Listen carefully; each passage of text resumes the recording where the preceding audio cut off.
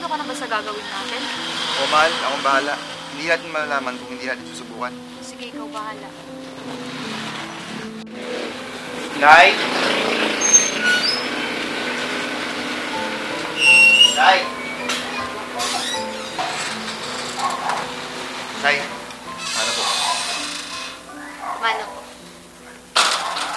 Mabuti naman at naalala mo pang umuwi dito sa bahay. Pagkatapos ng lahat ng ginawa mo? Sino ba siya? At nagdala ka pa talaga ng babae dito sa pamamahay natin? Nay, si Myla po. Asawa ko. Asawa agad? Naku naman, Renz. Nag-iisip ka ba? Katatapos mo lang mag-aral? Nag-asawa ka na agad? Dapat inisip mo muna kaming pamilya mo. Pasensya na, Nay, pero mahal ko po si Myla. Basta, tandaan mo ito, Renz. Huwag na huwag kang makakahingi sa akin ng pera. Tandaan mo yan.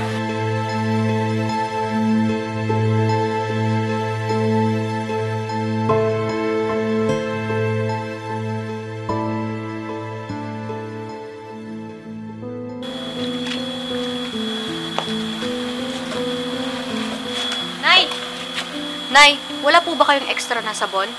Aba, at ginawa mo pa akong tanungan ng sabon. Kung wala dyan, edi bumili ka, problema mo na yon. Grabe naman tong nanay ni Renz, para magtatanong lang.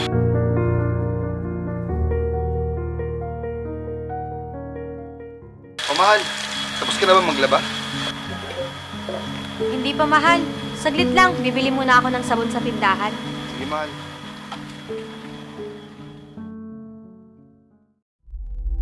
Pabili po!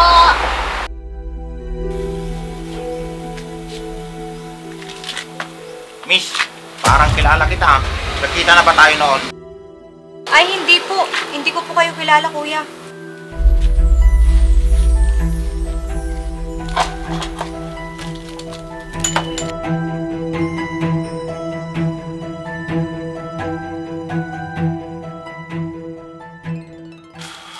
O mahal, hindi nga madali ka ata. Pati dinadaanan mo, hindi ba tinitignan?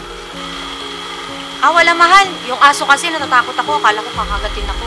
Ganun ba? Sige, mahal. Maglalaban na muna ako.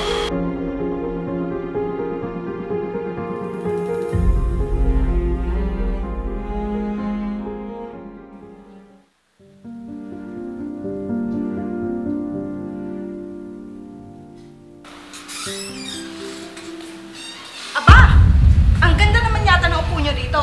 Tapos nyo na ba ang gawaing bahay? Opo, Nay. Nakapagluto at nakapaglaban na rin po ako. Anak, pwede ba kitang makausap? Mahal, pwede bang mag-usap muna kami ni nanay? Sige, mahal. Pasok muna ako sa loob.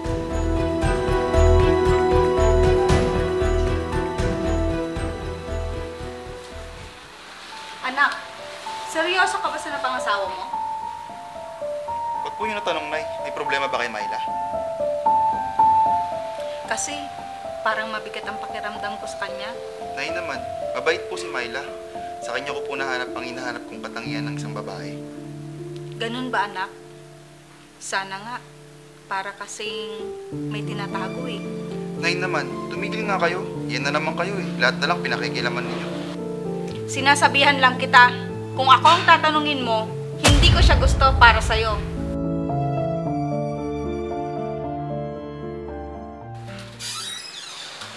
Mahal, papaalam sana ako sa'yo. May bibilihin lang ako sa tindahan. Sige, mahal. Wala ka bang ipapabili? Wala naman. Sige, alis na.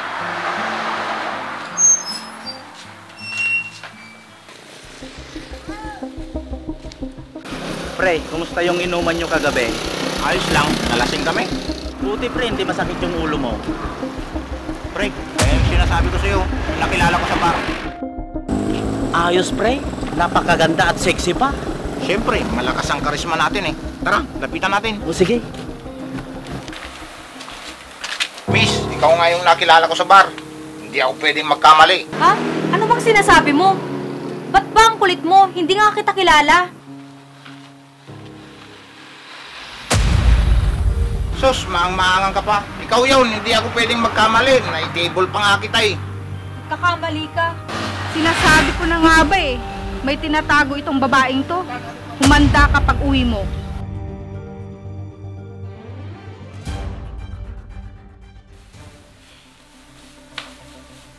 wala ka nang may tatago sa akin ngayon. Alam ko ng totoo. Umanda ka. O ano, Myla? Alam ko na ang lahat. Huwag ka nang magkaila pa. Nakita ko at narinig ko ang lahat. Dati ka palang nagtatrabaho sa parausan?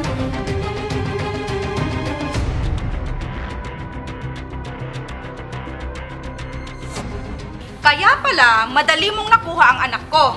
Kasi, magaling ka magpaikot at mambilog ng tao. Ano, Myla? Diba tama ako? Nay, anong kaguluhan to? Ito kasing asawa mong magaling, nalaman ko lang naman kung saan siya nagtatrabaho dati. Nay, tama na. Naririnig kayo ng mga kapitbahay. Nakakahiya. Aba, Renz! Ako pa ang nakakahiya? Pinagtatanggol mo pa itong babaeng to? Nay, hindi naman po sa ganon.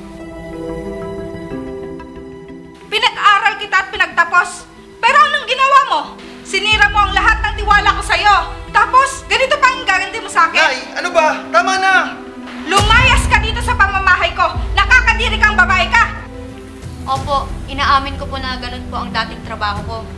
Pero tumigil na po ako simula nung makilala ko po si Renz. Mahal ko po yung anak nyo. Sigurado ka?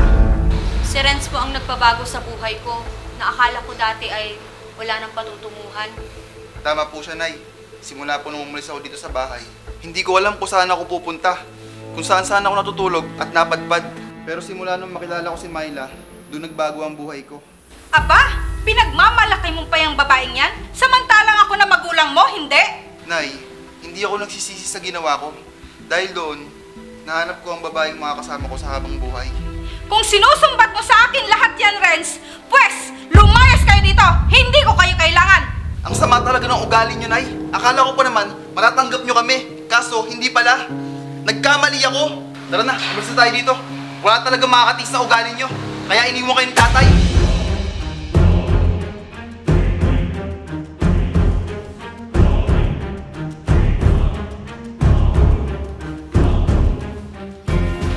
Sige, lumayas kayo dito.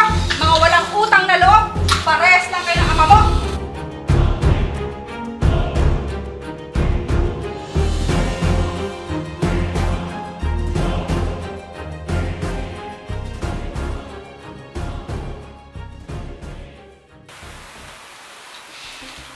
Oh, nandito ka lang pala. Kanina pa umiyak yung anak natin doon. Mamaya na, nakikita mo may ginagawa pa ako eh. Ano ba kasi yung ginagawa mo at mas importante pa yan kaysa sa anak mo? Oo, importante naman tong ginagawa ko ah. Naghahanap nga ako ng trabaho. Alam mo, Renz, simulang nagkaanak tayo, nagkandaloko na yung buhay natin. Akala ko pa naman, Akala mo ano? Sige, sabihin mo sa akin, Myla. akala ko pa naman gaganda yung buhay ko sa'yo. Kaso hindi pala. Mas maganda pa atang bumalik na lang ako sa dati kong trabaho. Kaysa naman ganito. Sige, subukan mo na makita mo ang hinahanap mo. Ano ka ba, Renz? Bitawan mo nga ako, nasasaktan ako. Sorry, mahal. Hindi ko naman sinasadya.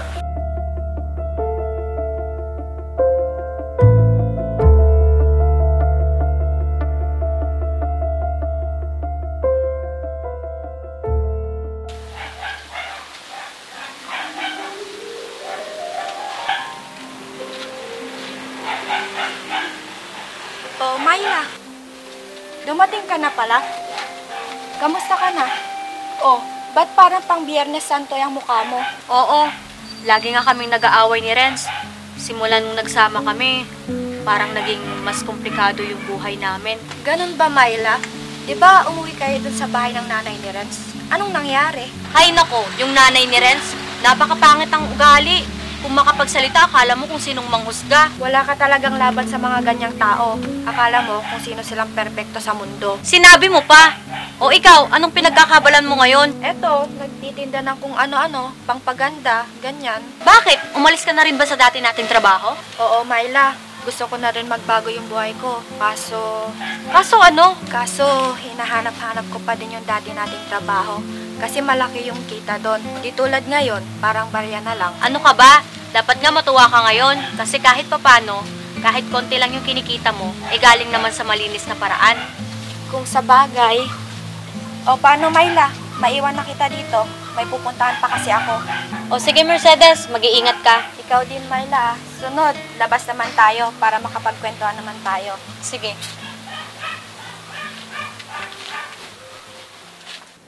Nasaan na kaya yun? Kanina pa wala yun ah.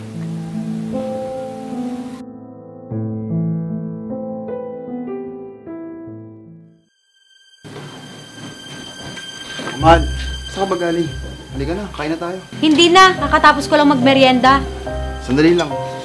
Pwede ba tayong mag-usap tungkol kanina? Ano, sasaktan mo na naman ako, kagaya ng ginawa mo kanina. Mahal, patawarin mo ako.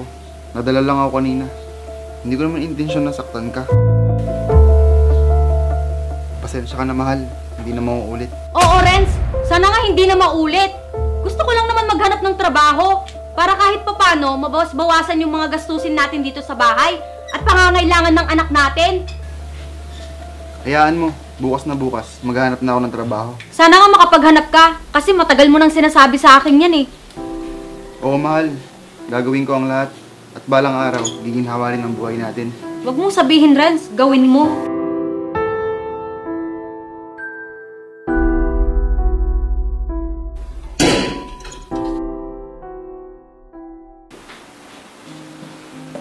Mahal, alis na ako. Baka kasi magabihan pa ako. Sige, mag-iingat ka.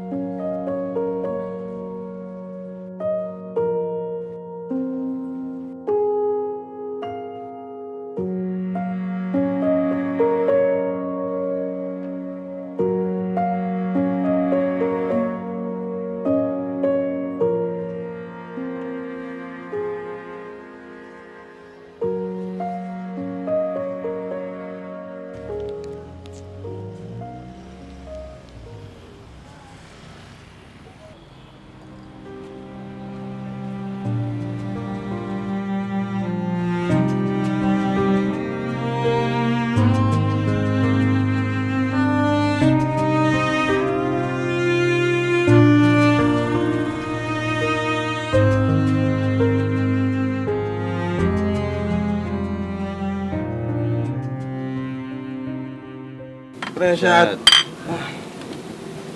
Uy, pare. Si pare Renz yun ah.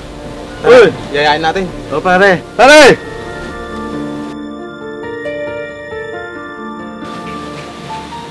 O pare, saan ka galing? Formado ka. Mag-a-apply sana ako ng trabaho. Tagay muna tayo, pre. Ito. Tagay Pre. muna. Shot muna tayo. Tagal ka na namin di nakakasama eh. Sa susunod na lang, pre. Kailangan ko talaga makahanap ng trabaho. Sige na pre, isa lang naman eh.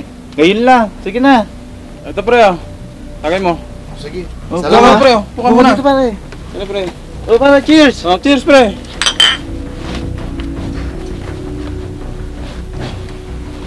Pare.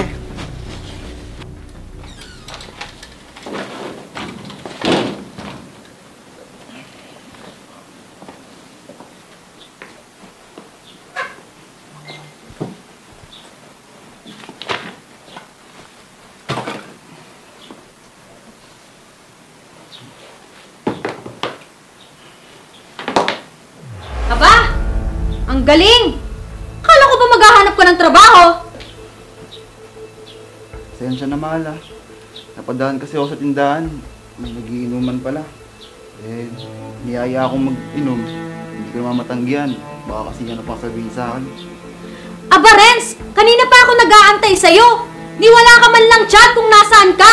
Yun pala, nakikipag-inuman ka lang! Ginaya kasi ako, mahal. Kaya wala na akong nagawa. Mas inuna mo pa yung mga kainuman mo kesa sa amin ng anak mo? Anong klase kang ama? Wala kang kwenta!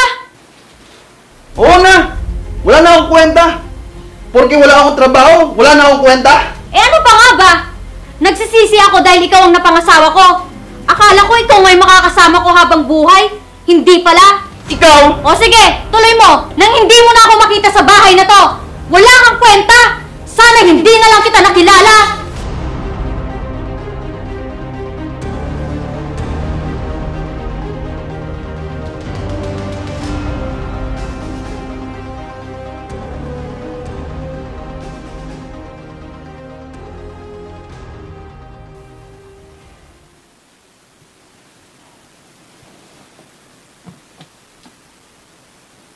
Myla?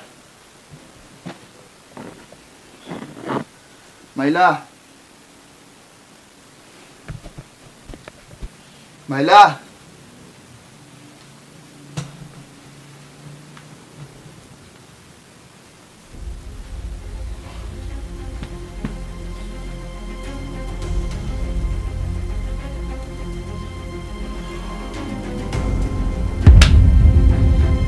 Iniwan na ako ni Myla.